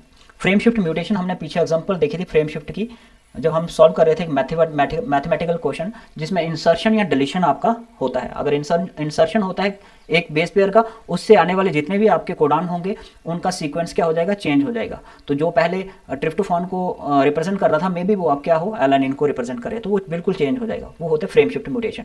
नॉनसेंस म्यूटेशन, नॉनसेंस की वजह से होगी, नॉनसेंस जो कोडान होंगे उनकी वजह से होंगे। और हमारे पास 3 नॉनसेंस कोडान है, आपको पता है, you are away, you go away, and you are away, you go away, and you are gone. ठीक है, ये 3 नॉनसेंस कोडान्स हैं, इनको याद कर लेना, बहुत इंपॉर्टेंट है ये। पॉइंट म्यूटेशन, जब किसी एक सिंगल अमाइनो एसिड को, सॉरी किसी सिंगल न्यूक्लियोटाइड को वो चेंज करे, किसी सिंगल नाइट्रोजन बेस को वो चेंज करे, वो आपकी होती है पॉइंट म्यूटेशन। ठीक है, और साइलेंट म्यूटेशन हो भी गई, क्योंकि हमें पता है डिजेनरेसी होती है। जैसे कि हमने कोडान्स में देखा था कि आपका जो ल्यूसिन है, उसको ल्यूसिन को आपके 5 या 6 कोडान्स जो हैं वो क्या कर रहे हैं? रिप्रेजेंट कर रहे हैं। तो अगर एक आधा ऐसा चेंज हो गया जिससे वही अमाइनो एसिड बन रहा है जो पहले था, तो हम बोलेंगे कि ये जो म्यूटेशन हुआ है ये कैसा है? साइलेंट हुआ है। चेंज तो हुआ है, लेकिन फिर भी आपका अमाइनो एसिड वैसा का वैसा ही है, उसमें कोई चेंजेस नहीं है। ठीक है, तो अगर हम सिकल सेल एनीमिया की बात करते हैं ना, तो इसमें जो म्यूटेशन देखने को मिलती है वो पॉइंट म्यूटेशन होती है। दरअसल होता क्या है सिकल सेल एनीमिया में कि हमारे पास जो RBC होता है वो डिस्क शेप का होता है। ठीक है, लेकिन जैसे सिकल सेल एनीमिया की वजह से एक नाइट्रोजन बेस चेंज होता है ना, तो वो आपका ग्लूटामिक एसिड की जगह क्या बन जाता है? आपका वैलिन बन जाता है, जिसकी वजह से वो जो प्रोटीन चाहिए किसकी फॉर्मेशन के लिए, इस डिस्क शेप के लिए, वो नहीं बन पाता, जिसकी वजह से उसकी शेप जो होती है वो क्रेसेंट हो जाती है। ठीक है, सिकल सेल हो जाती है। तो ये चेंजेस किसकी वजह से हुई? यहाँ पे देखो, यहाँ पे ग्लूटामिक है, कौन सा कोड रिप्रेजेंट कर रहा है, GAG। ए जो है यहाँ पे किस में कन्वर्ट हो गया, टी में कन्वर्ट हो गया। बस ए का टी होने से क्या हुआ, ये ग्लूटामिक बनना था, इसको बना क्या, ये बैलिन बन गया। और जैसे बैलिन बना तो इसकी प्रॉपर जो शेप आनी चाहिए थी, ऐसे शेप वो नहीं आ पाई, वो शेप कैसे हो गई, इसकी क्रेसेंट हो गई। तो इस टाइप की म्यूटेशन को आप पॉइंट म्यूटेशन भी कहते हैं, ठीक है। और ये पॉइंट म्यूटेशन ही है।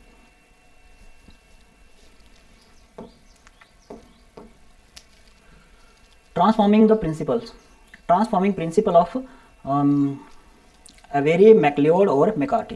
देखो हमने अभी देखा था पीछे कि ट्रांसफॉर्मेशन जो है वो ग्रिफ्थ एक्सपेरिमेंट के थ्रू पता चला था हमें। अब ग्रिफ्थ एक्सपेरिमेंट से ये पता चल गया कि जो हमारा एस स्ट्रेन है वो आर स्ट्रेन के अंदर आ गया था।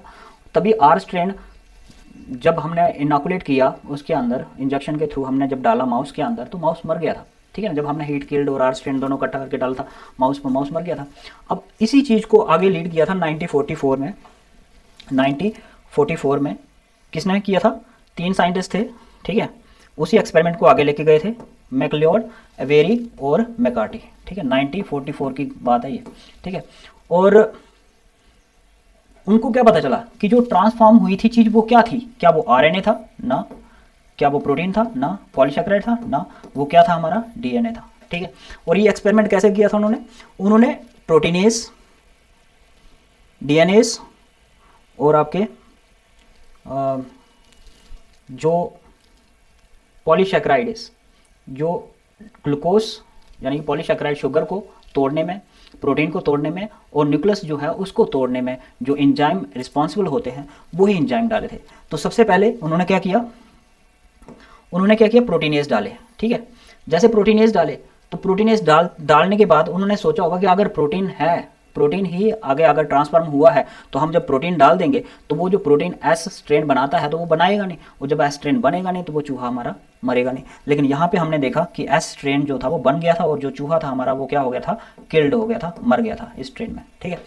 यानी कि प्रोटीन जो है वो रिस्पॉन्सिबल नहीं है, ठीक है। आपके दूसरे केसेस में RNAs की बात कर ली कि जितने भी आपके न्यूक्लिक एसिड्स हैं वो सारे के सारे क्या हो जाएं, डिस्ट्रॉय हो जाएं, ठीक है। अगर न्यूक्लियस एसिड जो है वो डिस्ट्रॉय हो जाएंगे तो आगे ट्रांसफॉर्मेशन होगी नहीं न्यूक्लियस आपके DNA की। जब DNA आगे ट्रांसफॉर्म होगा नहीं तो वो चूहा जो था यहाँ पे क्या कर गया था, सर्वाइव कर गया था, ठीक है। तो अगर हम बात करते हैं इसकी RNAs की, तो RNA था ही नहीं, तो RNA जब था ही नहीं तो यहाँ पे जो था वो चूहा आपका यहाँ पे भी आपका मर गया था, क्योंकि ये DNAs नहीं है, ये RNAs है, और RNA कोई रिस्पॉन्सिबल नहीं था, DNA रिस्पॉन्सिबल था। तो थर्ड केसेस में उन्होंने क्या किया, DNA को यूज़ किया। DNA से क्या हुआ, सारा का सारा DNA कंटेंट खत्म, और जब DNA खत्म वो जो चूहे के अंदर डाला जब हमने स्ट्रेन को, तो वो चूहा जो था हमारा सर्वाइव कर गया था। तो यहाँ से हमें पता चल गया था कि जो DNA है वही आपका रिस्पॉन्सिबल है किसके लिए, ट्रांसफॉर्मेशन के लिए। वही चीज़ आपकी कहाँ गई है, आर स्ट्रेन से एस स्ट्रेन में गई है, जिसकी वजह से वो चूहा जो था वो मरा था, ठीक है। तो वो देख लेना इसको, बहुत ही अच्छा सा कंसेप्ट है ये।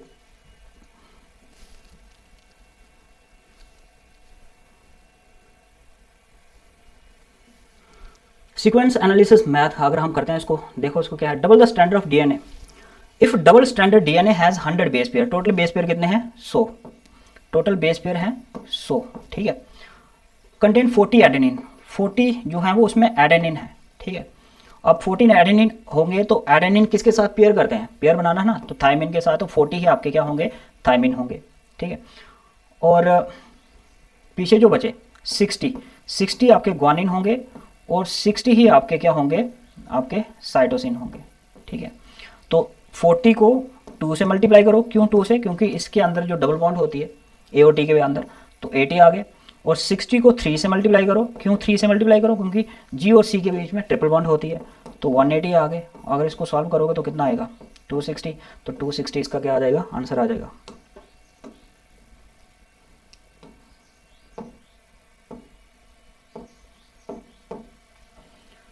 बेस पेयरिंग रूल्स देख लो, चारगाफ ने दिया था आपको, ये भी क्वेश्चन वैसा ही है जैसे पीछे वाला निकाला हमने। एडेनिन कितने परसेंट है, 15%, ठीक है। What is the percentage of guanine, guanine की परसेंटेज निकालनी।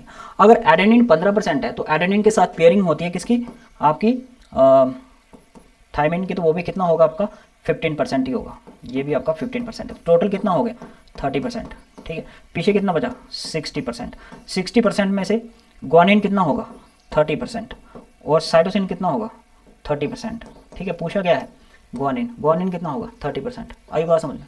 तो रूल्स देख लो, ए के साथ हमेशा पेयरिंग होती है किसकी, टी की, और जी के साथ हमेशा पेयरिंग होती है आपकी सी की। ठीक है, अगर आपको लेक्चर अच्छा लग रहा है, ठीक है, और अगर आप इस सीरीज़ को कंप्लीट करना चाहते हैं, मतलब आने वाले जो लेक्चर आएंगे हमारे, हम देखेंगे आगे, हम बात करेंगे बायोटेक्नोलॉजी की, इसके अलावा जितने भी आपके 33 टॉपिक्स हैं नीट के लिए जो इंपॉर्टेंट है बायोलॉजी में, सारे डिस्कस करेंगे विद एमसीक्यूज जो बार बार पूछे जाते हैं एग्जाम में। ठीक है, तो उसके लिए आप क्या कर सकते हो, हमें फॉलो कर सकते हो। और अगर आपको नीट के मॉक टेस्ट वगैरह चाहिए, ठीक है, जो फ्री ऑफ कॉस्ट में है, तो अभी से आप हमारी डाउनलोड कर सकते हो प्ले स्टोर से।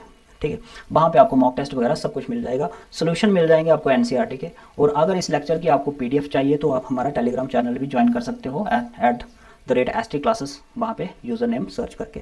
ठीक है, और जाते जाते आपके लिए लास्ट क्वेश्चन, ये आप खुद से सॉल्व करो, और इसको सॉल्व करने के बाद इसका जो राइट आंसर होगा वो आप कमेंट में